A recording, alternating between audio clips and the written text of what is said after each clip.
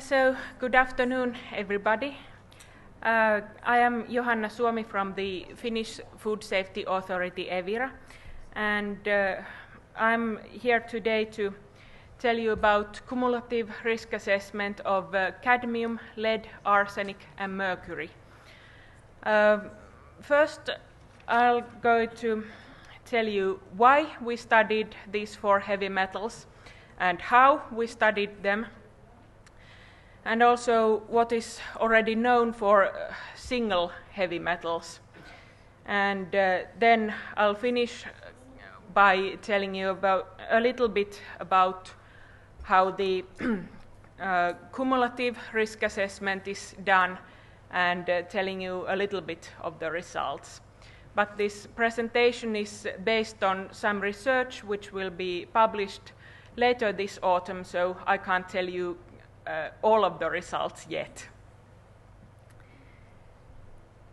Heavy metals have serious effects in different parts of the human body, and at cell level most of the damaging effects are caused by oxidative stress or the heavy metals affecting the function of various enzymes.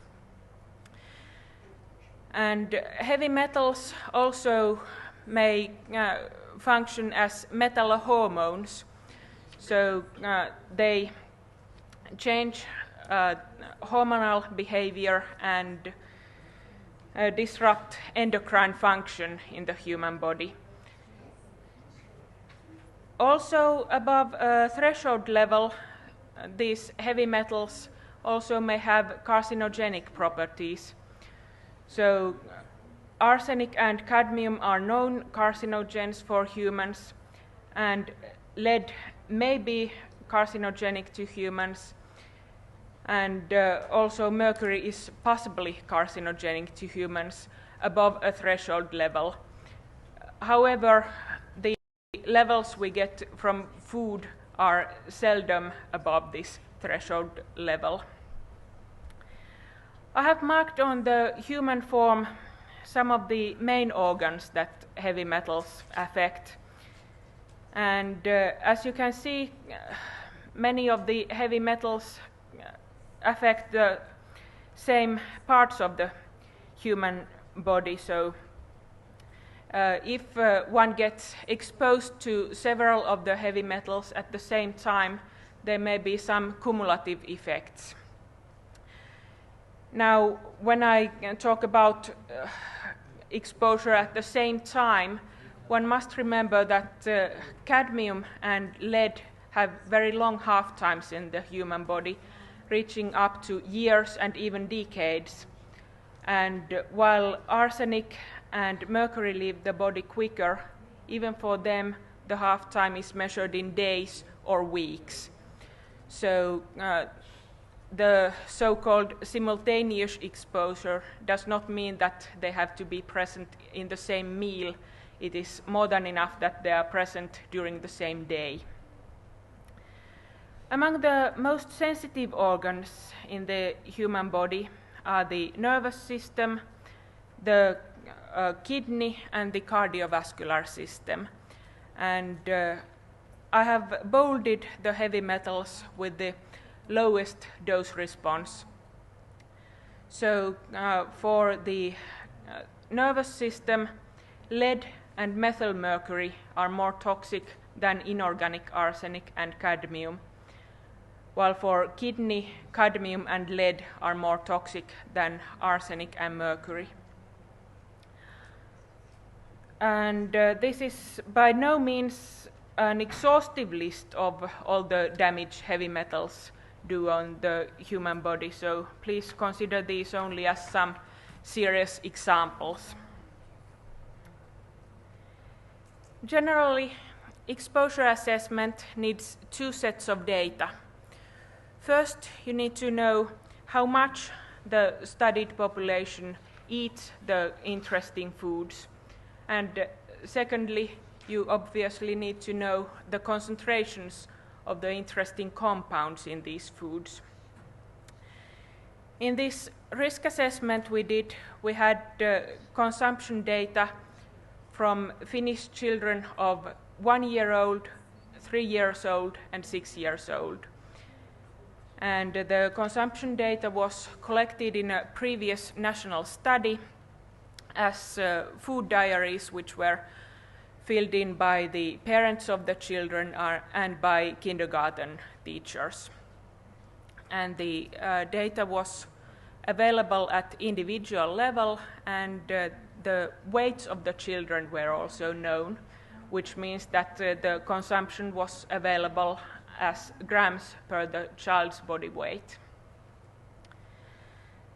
The concentration data we had was mainly data collected in the Finnish monitoring programs. So we had data from foods produced in Finland or imported to Finland. And the foods and food groups studied in this risk assessment were milk and milk products, meat and meat products, cereals and cereal products, starchy roots, vegetables, fruit and berries, fish and fish products, juices, tap water, as well as ready-made foods for children.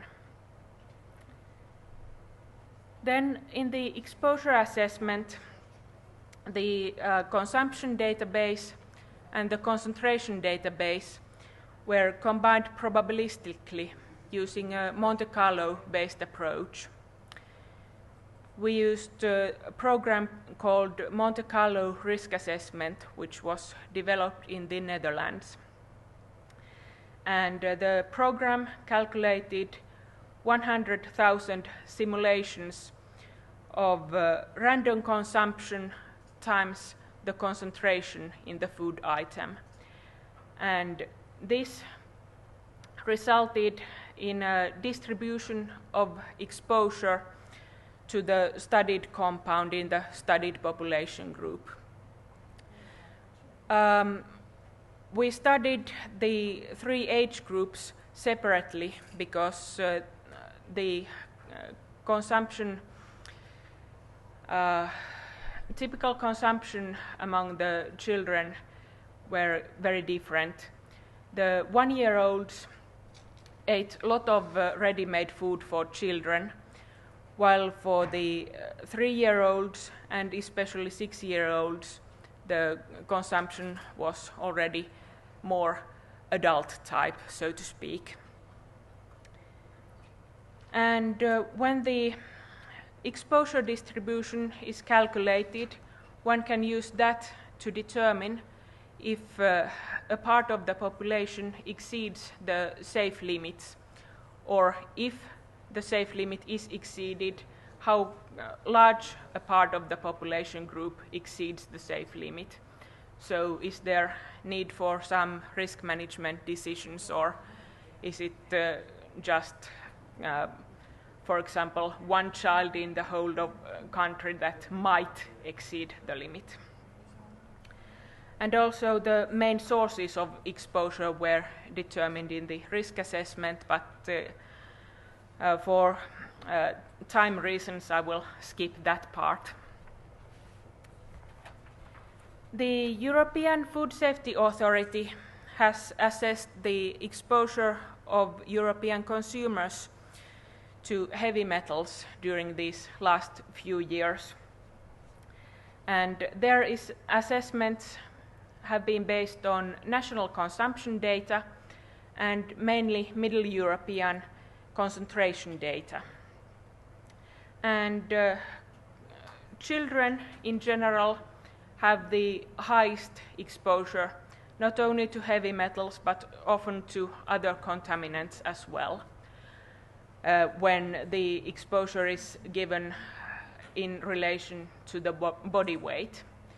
And this is because children eat more in relation to the body weight than adults do. This is a little bit problematic because children are also the population group which is at highest risk from developmental damage. by heavy metals or other components. The heavy metals have different types of toxicological endpoints. Cadmium and mercury have tolerable weekly intakes. However, for arsenic and lead, there is no safe threshold limit. And these two compounds have had benchmark dose levels determined by the European Food Safety Authority. The benchmark dose level is a dose which already causes a certain very small increase or decrease in some effect when compared with the non-exposed population or the baseline level.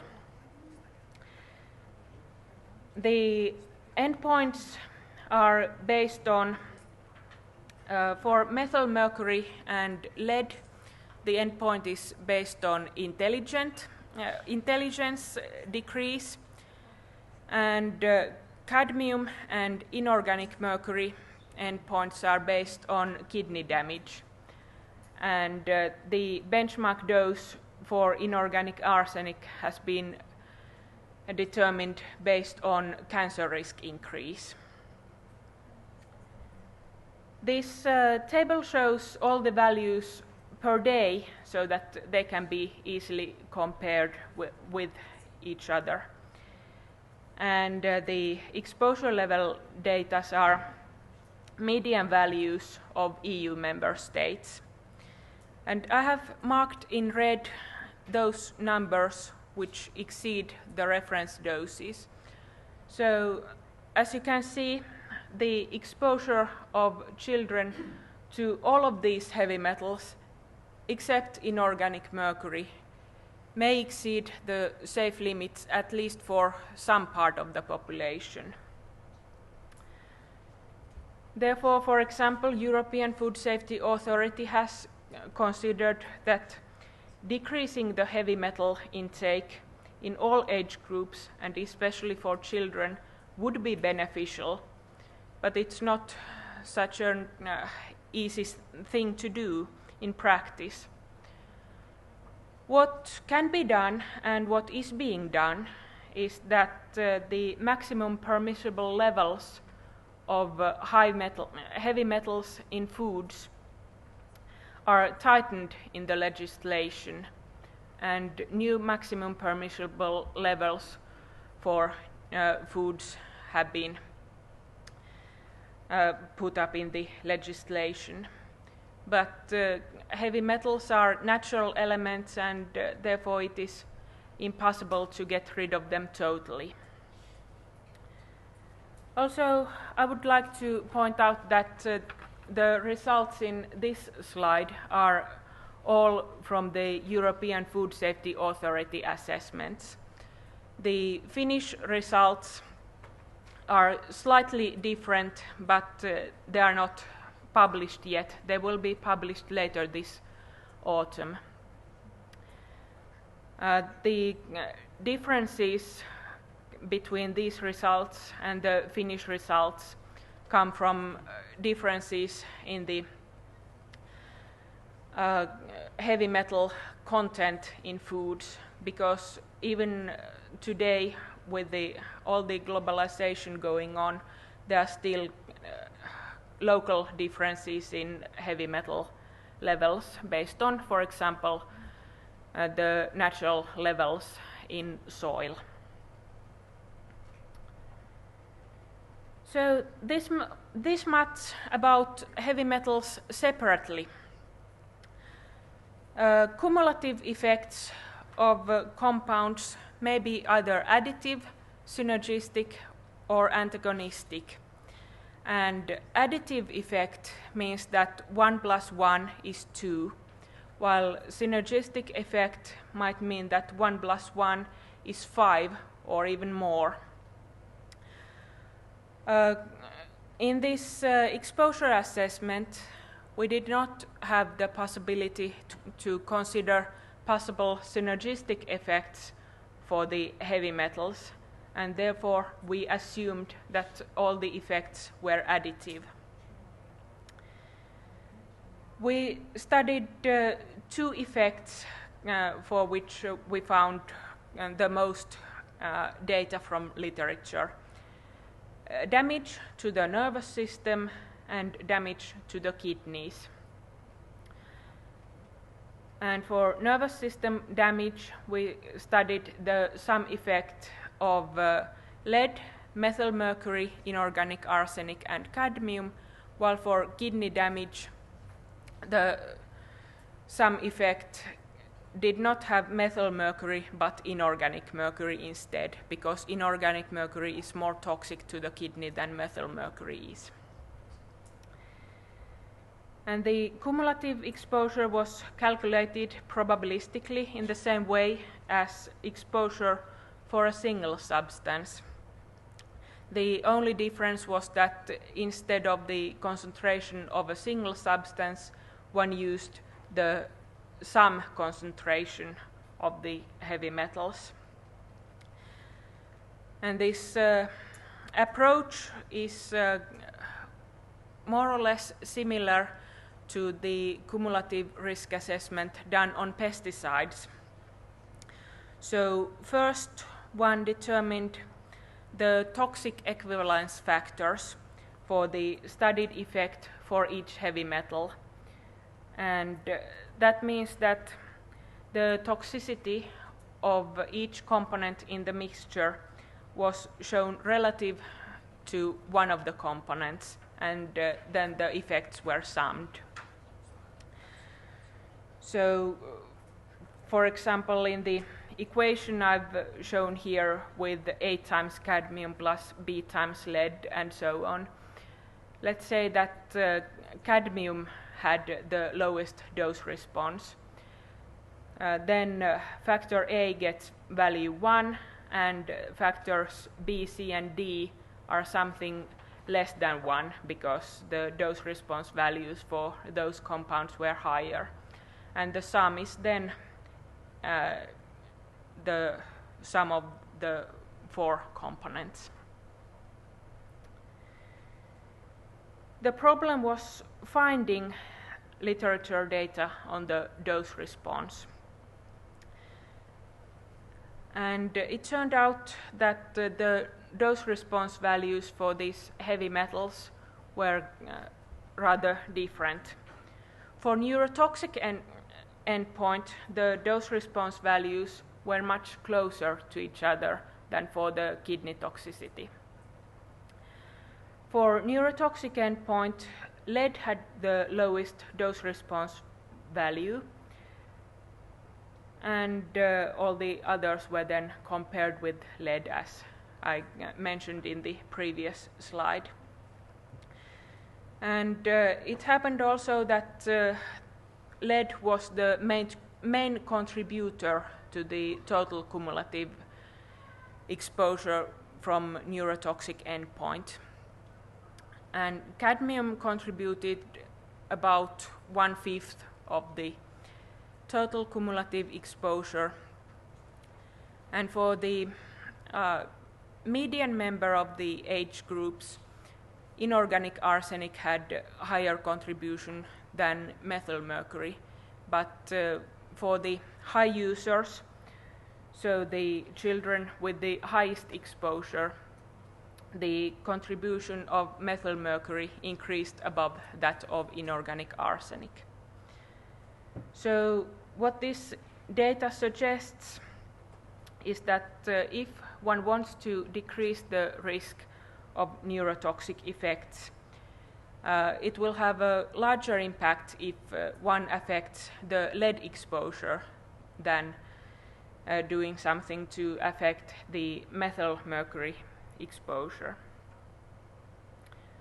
For the kidney damage endpoint, the dose response values varied much more. And cadmium had the lowest dose response, and it was also the main contributor to the total cumulative exposure.